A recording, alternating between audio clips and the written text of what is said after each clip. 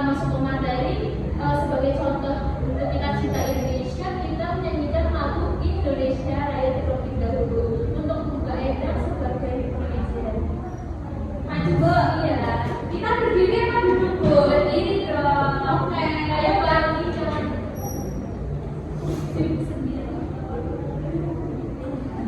Gimana Bu?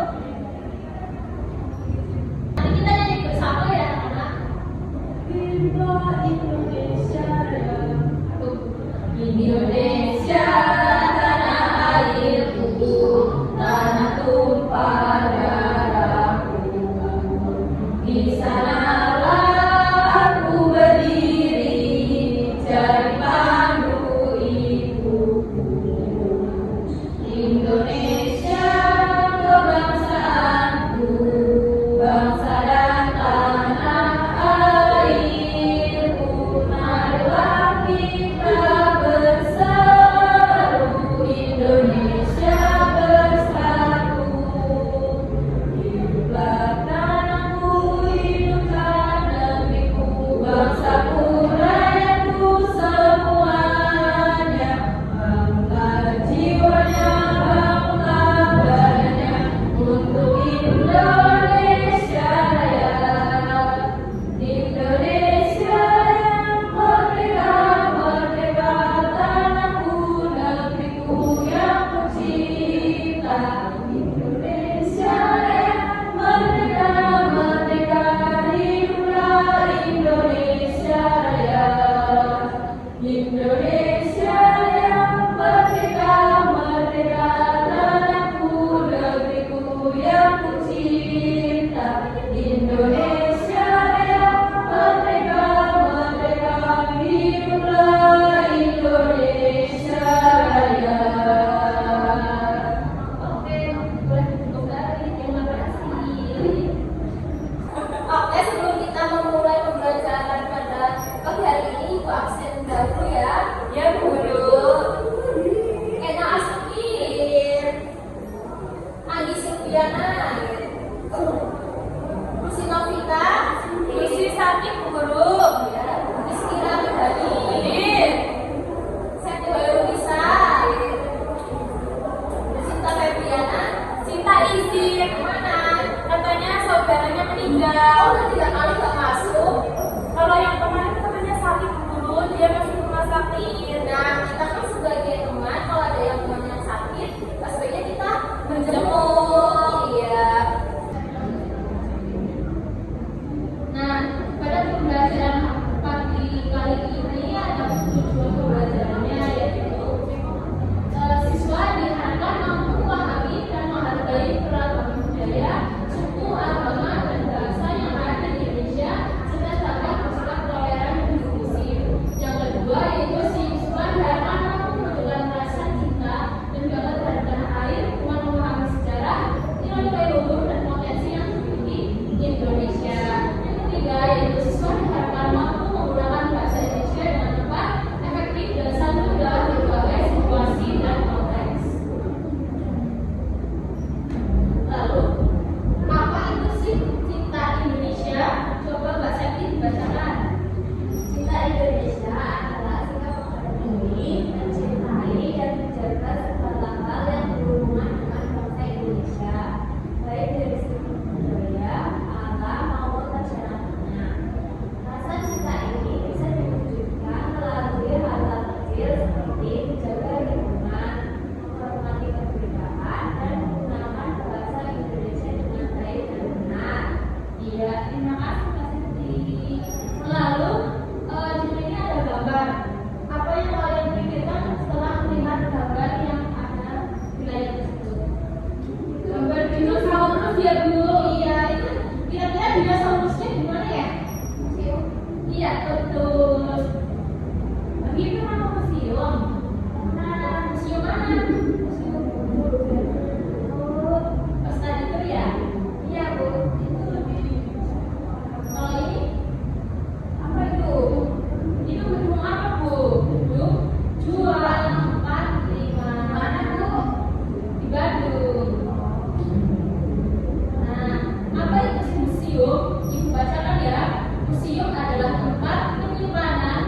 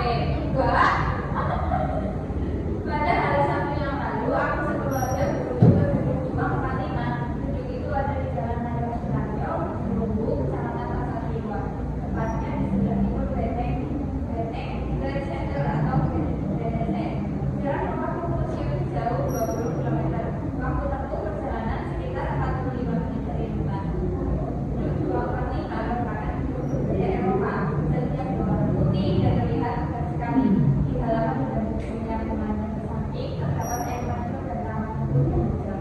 Taman tersebut dipercantik dengan tanaman hias dan berserat ini yang mengikuti taman yang di atasnya terdapat tanaman rangga. Di bagian kanan halaman itu terdapat prasasti yang benar ya.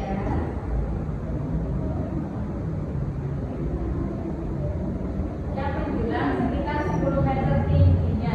Ruang pertama yang kami temui setelah termasuk berisi koleksi foto tempo dulu kota Solo atau Surakarta zaman penjajahan Belanda.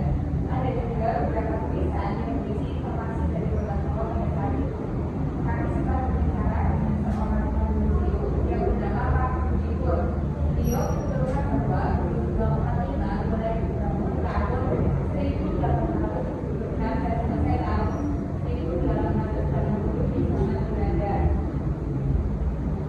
Gedung ini dibangun sebagai pelengkap dan pendukung benteng khas penduduk yang ada di bagian utara gedung ini. Sobat Gelar itu nggak sendiri. Setelah melewati ruang pertama, kami sampai di bagian tengah gedung yang berupa ruang terbuka. Di ruang ini terdapat beberapa kursi taman serta lampu jalan bergaya Eropa dan beberapa ornamen lainnya.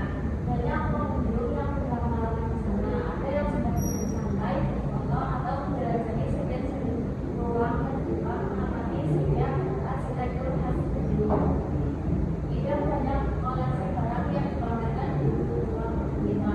Akan tetapi suasana selalu sangat terasa saat kita di sana. Sangat disarankan untuk mengunjungi gedung Juang Parlemen sore hari untuk menikmati keindahan arsitektur gedung dan juga bersantai sore di ruang taman yang tersedia di sana. Nah, langsung saja ibu kasih soal ya. Tadi tulis di buku masing-masing. Ya bu, waktunya 15 menit lalu presentasinya selesai. Sudah anak-anak? Sudah. Oke, coba Pak Endang presentasinya ke depan jawabannya. Satu aja ya bu. Dua lah. Wah, ya.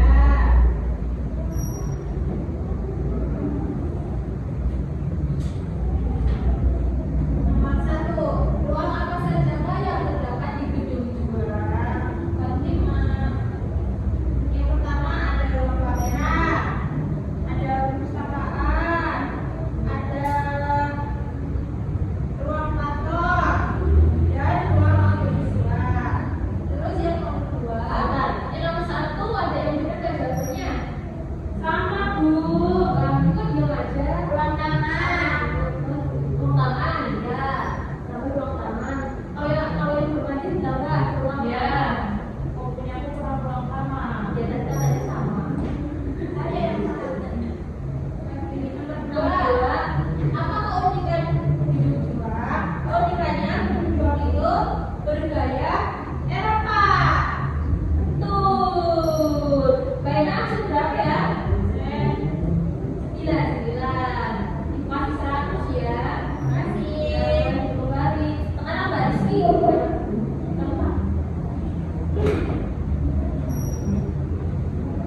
Yang selanjutnya yaitu nomor 3. Bagaimana kita mencari tahu suasana keren modul dalam gedung Juang 45? Yaitu dengan cara melihat foto zaman penjajahan Belanda yang terpajang di sana.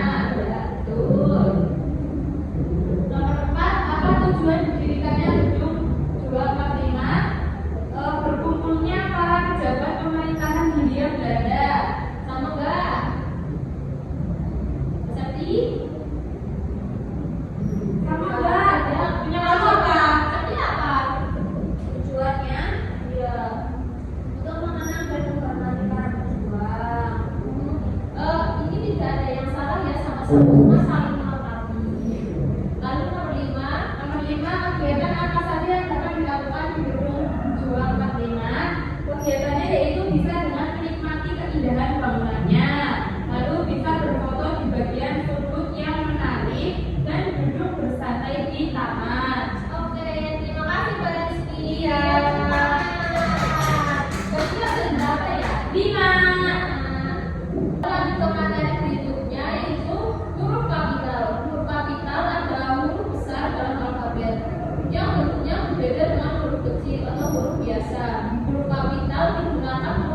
berbagai tujuan seperti di awal kalimat, pada nama diri, gelar, judul, dan dalam konteks tertentu lainnya.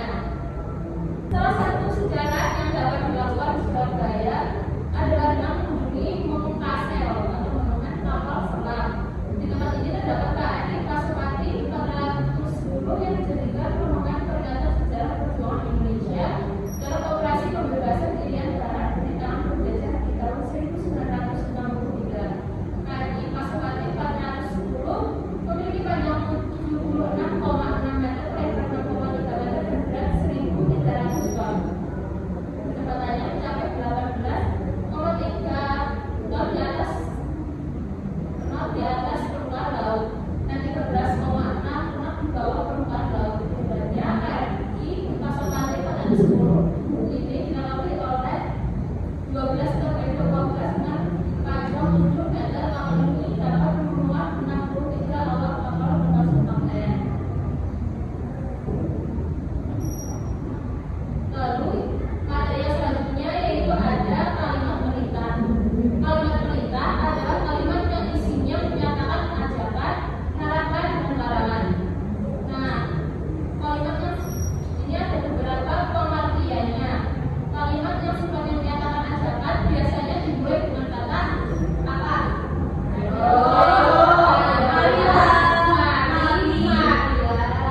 Lalu kalimat yang sifatnya menyatakan harapan biasanya dimulai dengan kata hendaknya atau harap. Lalu kalimat yang sifatnya menyatakan larangan yang umum biasanya dimulai dengan kata jangan atau janganlah. Ya. Lalu kalimat yang sifatnya menyatakan larangan yang keras biasanya dimulai dengan kata dilarang dan dapat diikuti dengan sanksi. Nah, ini ibu ada LKPD. Nah, ini perkelompok saja ya. Dia berjudul ibu bagikan soal Andi Sabna Rizky Sajidan Eda. Waktu mengerjakannya 15 menit. Aku pulang apa ya Bu? Iya. Siapa cepat dapat tambahan nilai 10. Iya. Kita harus cepat.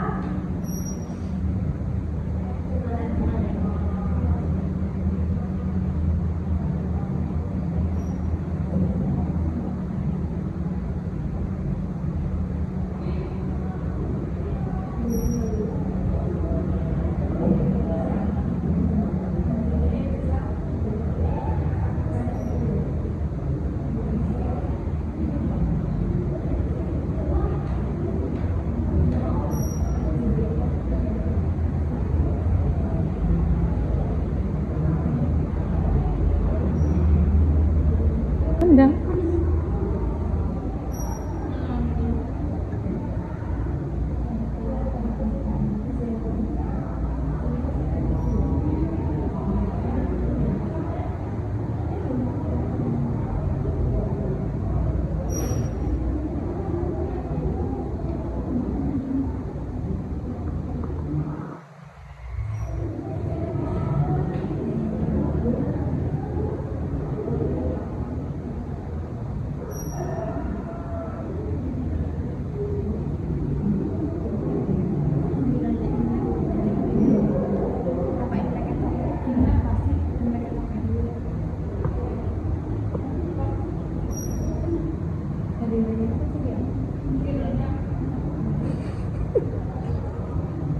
Yang punya ini.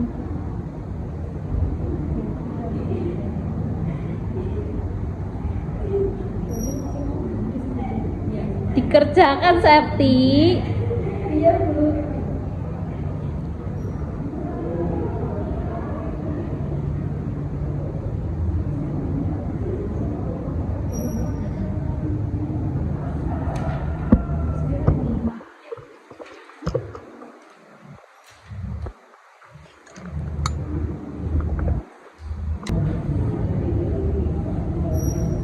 Apakah sudah selesai anak-anak? Sudah. Kumpulkan ya.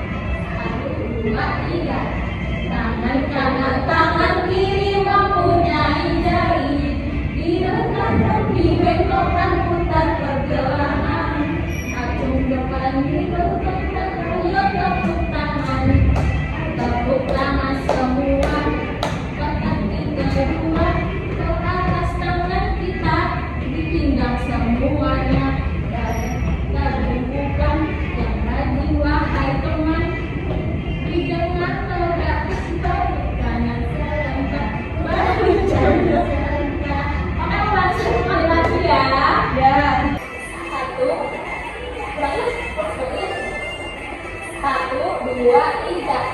Tangan kanan, tangan kiri mempunyai jari. Direntangkan, dibengkokkan, putar pergelangan. Maju depan direntangkan, kayu tepuk tangan. Tepuk tangan semua, angkat kaki kedua. Ke atas tangan kita, di pinggang keduanya. Badan kita tumpukan, jiwa hai teman. Di depan tegak, balik kanan serentak, balik kanan serentak. Keren. Jadi pusing Bu Guru. Pusing juga, kalian kembali anak-anak. Nah, selanjutnya sudah di penghujung pembelajaran pada pagi kali ini. Setelah melihat tentang museum-museum, terus mempelajari apa yang di dalamnya, bagaimana perasaan kalian? Senang Guru. Asik. Menurut Mbak Rizky, apa pesan dan kesan Mbak Rizky setelah membaca tentang museum dan tentang kapal yang sudah kita bahas? Jadi saya yang sebelumnya nggak tahu museum itu apa, sekarang saya menjadi tahu museum itu apa. Terus ada kapal, ada tadi apa ya? Cinta Indonesia. Iya, cinta Indonesia. Terus tadi ada museum yang ada dinosaurusnya itu Bu Guru. Iya. Sebelumnya kamu pernah ke museum mana? Kalau aku museumnya ke Jogja Bu. Oh iya. Nah, dari pembelajaran topik kali ini ada kesimpulannya. Coba Mbak Ina simpulkan. Setelah mempelajari setelah Jalan. Oke, dari materi dari paparan coba Enang disimpulkan. Tadi itu kan sudah belajar tentang museum. Nah, museum itu merupakan tempat penyimpanan koleksi sejarah. Terus ada penyimpanan seni, ada penyimpanan budaya. Dan di dalamnya itu ada ilmu-ilmu yang bisa dipetik. Terus tadi ada juga belajar tentang huruf kapital. Nah, huruf kapital itu adalah huruf besar yang digunakan untuk misalnya kayak nama orang, nama tempat, nama gelar, judul, dan juga di awal kata. Terus tadi ada cara mencintai Indonesia, sikap kita sebagai warga negara Indonesia itu harus bisa cinta tanah air supaya Indonesia itu tetap berkembang maju. Yang selanjutnya itu ada sikap cinta tanah air. Nah, sikap cinta tanah air itu bisa diwujudkan misalnya kayak belajar benar rajin, terus menghormati guru, terus juga menyukai budaya sendiri, menyukai produk lokal. Seperti itu Bu. Terima kasih. Indah. Sama Bu. Nah, terima kasih anak-anak untuk antusiasnya pada pagi hari ini mengikuti pembelajaran dengan materi Cinta Indonesia. Nah, untuk menutup pembelajaran pada pagi hari ini kita berdoa bersama-sama yuk. Sama Mbak Rizky. Duduk siap, gerak. Berdoa mulai. Bismillahirrahmanirrahim.